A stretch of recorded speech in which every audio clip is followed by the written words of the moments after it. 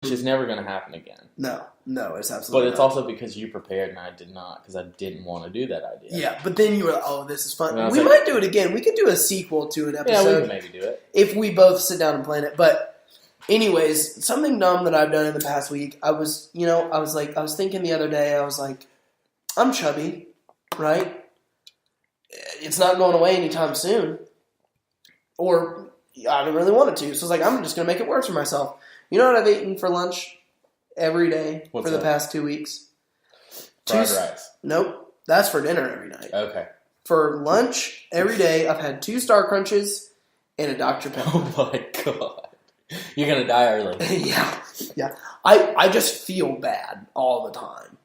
I feel like I'm not putting in the proper gasoline. I feel like I put diesel in a Prius. That's how I feel too, but it's not because of what I eat. Mm-mm. I just have a problem. Mm-hmm. You want to talk about it? No. I love that shit. It's not a problem for me. No. You got to do what you got to do. Yeah, but that's the dumb thing that I've done. But we're talking dumb ideas. We're talking big picture, not just tiny little things like eating a couple Star Crunches at like 1 every day. We's talking dumb forever. I want to hear one of your dumb ideas that you've just had all your life. Oh, you want the big one already? You want me to open with the big one? No. Do you not have another? I thought you would have more than just one. I've got some pretty dumb, short film ideas that I've done. Are you comfortable? Yeah, I'll talk about it. Okay. So if you know me, you know I'm a bit of a hopeless romantic. What? You didn't know I mean, I knew that you were romantic, but it's not like me. Like, I would say that I'm a hopeless romantic. I don't know if you know what a hopeless romantic means. Maybe not.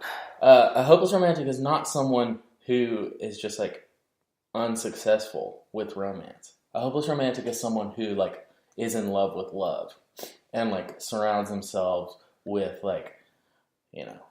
romantic movies and all that kind of stuff, I fucking love rom-coms. And, that kind of stuff, I love a good love story. That's how you get me.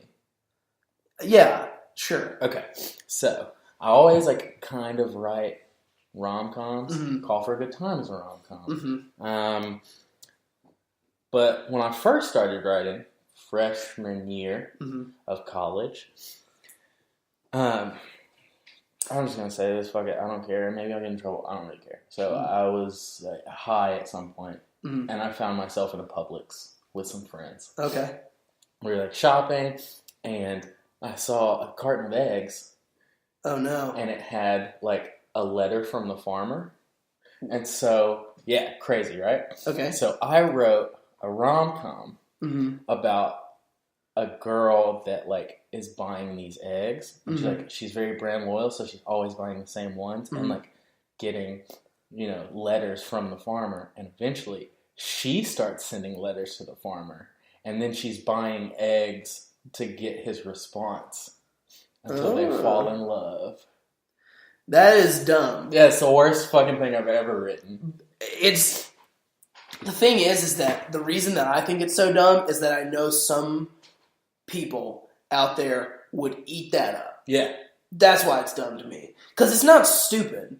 It's a well thought out idea, except for the fact that you were high in a Publix. But it was dumb as hell, though. But yes, that's the part that's dumb to me is that people would eat that up. I don't know. Maybe it'll come out one day. Probably not. Probably not. I hope not. Wait, plot device though. How does she get the letters to the farmer? Can you explain that? She just does some research and finds out where the brand is based and where that certain farm is, and is just sending it there. Oh, does it have a happy ending? Mm-hmm. Yeah, they fall in love. Does anyone die along the way? No. Why would they? It's a short film. Oh, I thought it was a feature. No. Oh, it's a short? No, it's just a short? Oh, okay. Well, if someone did die along the way in a feature, maybe the chicken? The chicken that was laying there. The chicken dies? Yeah. Well, it's a chicken farm, so there's a shit ton of chickens. You ever seen a chicken house? Yes. They're massive, and they smell terrible. Yes. Have you ever had to do any work in a chicken house? Mm-mm. I have once. Get this. That's a dumb idea. I had to make money. I was trying to make money in high school for a car. So, also this story is... Your parents made you buy your own car? Mm-hmm. Damn, I'm entitled. Mm-hmm. All right, continue. Anyways, so I was doing this work for this guy, and he was like, yeah, I'll pay you like $15 an hour. I worked there from like 9 in the morning to like 6 or 7 at night. Mm-hmm. And it was raining, and he had chickens, and I was scooping the wet chicken shit into a wheelbarrow, taking it, and then like, but it was raining, so by the time I had gotten back, it was like full of water. It was like, but like the poop like came back, so I had to keep scooping it until it was. So I'd say all that to say, said $15 an hour, worked from 9 to 7, 9 to 6. Let's say 9 to 6. Okay. He gives me decent amount. $35. And my parents were like, don't you complain. I was like, are you serious? Yeah. They were like, don't complain. You got money for your car. I was like, are you kidding me? You did all that? You got paid for 2 hours and some change? Yeah. Yeah. That's stupid. That was dumb. I'd be pissed. He paid you for 2 hours and 20 minutes. Mm-hmm. And I worked my math is correct. Yes. And I was covered in shit by the end of the day. Literally covered in shit. That sucks. And, but like in the moment while I was working, I was like, you know what? I'm fine with this because I'm working for something I want. I wanted a car. Right. So I was fine with that in the moment. But he drives me back to my house because obviously I couldn't drive. I didn't have a car yet. He drives me back to my house. And then he's like, here you go. And I was like, oh, sweet, thanks. And obviously, because I wasn't going to be a jerk and, like, check the amount of money at the time, because that's, you just trust me. Oh, okay, well, yeah, that's on you. I was 15. That's fair, yeah. So I was just trusting him at his word. Never saw him again. And Did you just do it for one day? Yeah. Oh, okay. So I was doing, little odd jobs. Okay. I was doing odd jobs. It wasn't daily work. I was just like babysitting, and I was a great babysitter.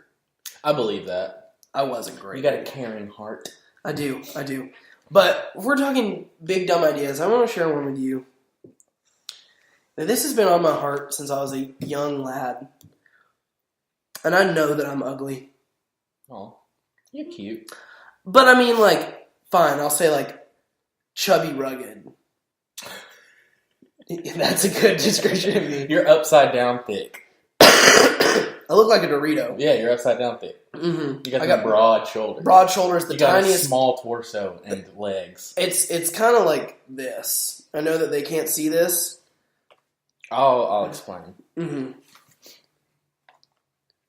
You see? Oh, this is interesting. See, there's my shoulders. So Parker has taken a picture and put it to the side. That's his shoulders. Mm-hmm. And then a cigarette box for his middle area, and then 2 poker chips for his bottom half. So if you guys have those loose materials lying around, you can kind of see and gauge the shape of my body.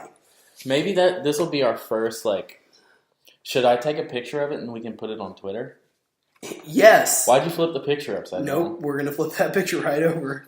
Let me explain what the picture is, just in case if you want to know. The picture that he used is a picture of he and his ex from a long time ago. The big ex. We talked about her on episode 3, which is still one of my favorite episodes of this podcast. I think it's my favorite. I just plugged our podcast during our podcast. That's meta as fuck. Yes. But I was talking about my body. I was talking about a big dumb idea. Okay. I so badly want to be an actor. You could totally be an actor. You think so? Mm-hmm. I just have a very, my voice is good. I have a good voice. I am funny enough, right? Yeah. I work well with others. And I would just love to be an actor. I don't know what in. I'm not very... I feel like it'd be kind of like a T.J. Miller-esque type role. That's the kind of the persona I could see you doing some Jonah Hill-like things. Yeah. Or even, and, as much as I love him and I've talked about it, honestly, a young Jack Black. Yeah. I would, if there is ever a movie about Jack Black... You need to be his, college age. Yes. Him. Absolutely. I would love to do that. I literally actually look like him, though. I know that Parker really means it when he says that he would love to do that, because when he said that he loved it, his eyes rolled in the back of his head. Love it. But yeah, I would love to be an actor. I don't know. I mean, I've never had an opportunity until quite recently, and it was the dumbest, stupid little short video. But I was like, was it just like a school project? Yeah, it was the Jack Black thing. I did Jack. Seen that. Oh, really? Yeah. I did Jack Black's monologue from School of Rock because one of my friends is in a directing class, and they didn't have to like DP it or anything, but they just the professor wanted just the blocking of the shots, and then her to be able to work with an actor. So she wanted to do School of Rock because she likes School of Rock and she knows me. She was like, I'll get him to do it. So I did it, and it was so much fun. Mm-hmm. And I didn't have to worry about setting up the camera, and I didn't have to do any of that. I just had to do my lines, and it was just fun.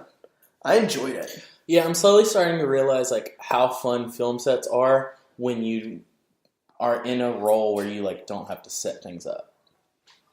Yes. Like when I produced NAR, that was the funnest thing I'd ever done. Because I just got to show up. Yeah. I like directing a lot. And I think I'm good at it. I think I'm okay at it. I've only done it once. I think that you and I would be a fantastic co-directing. You think so? Pair. Let's try it sometime. I would like to, Ed, but we need to... It needs to be something that like we didn't make. Like we didn't come up with the script that somebody gives us. Or maybe not even that, but like something we don't love as much as the things that we are doing right now. Yeah. Yeah. I just really want to start on just trying to get into it. Honestly, like, if people want me to do something for them, I would just love the opportunity to see if I had what it takes. Yeah, that's fair. Because, I don't know if we mentioned this before, like, Gabe and I are definitely moving to LA in some time, at some point, and... In the next year. Well, maybe not the next year, yeah. But... By the end of next year. By the end of 2019, we'll both be in LA. 2019? Yeah. By the end of 2019? I just meant, like, definitely by the end of 2019. Not, like, that I would come then. I think by the beginning of 2019, we'll both be out there. Or middle of 2019, if I don't. Anyways, I'm going to LA. I will just take any sort of job if I can. Just start doing that now. I'm going to. I'm trying to. I want to. I want to act. I want to show my stuff. I don't think that's too dumb. You don't think so? No, I think that's. I just think it's. The reason that I think it's dumb to clarify is because I have just done so much stuff behind the scenes. Yeah. And then that's why I think it's dumb, because it's like, well, if you wanted to act, get a theater degree or whatever. But I want to do stuff behind the scenes as well. Yeah. Because I could see myself being a director-actor combo. I think you'd get typecasted for a little bit at least. What do you mean typecasted? Tell me what do you think I'd be? Because I know what that means. I mean, I think like for a while that you would be doing like early Jonah Hill type stuff. Like young actors that are chubby. Yeah. But Jonah Hill's not chubby anymore. He's cut. And he's starting to get more legit roles, but for a while he was your chubby friend. Mm-hmm. And that's what he played. Example, Superbad. Yeah, fantastic. Accepted. Moneyball was interesting. Did you ever see Moneyball? I did. I like that movie a lot.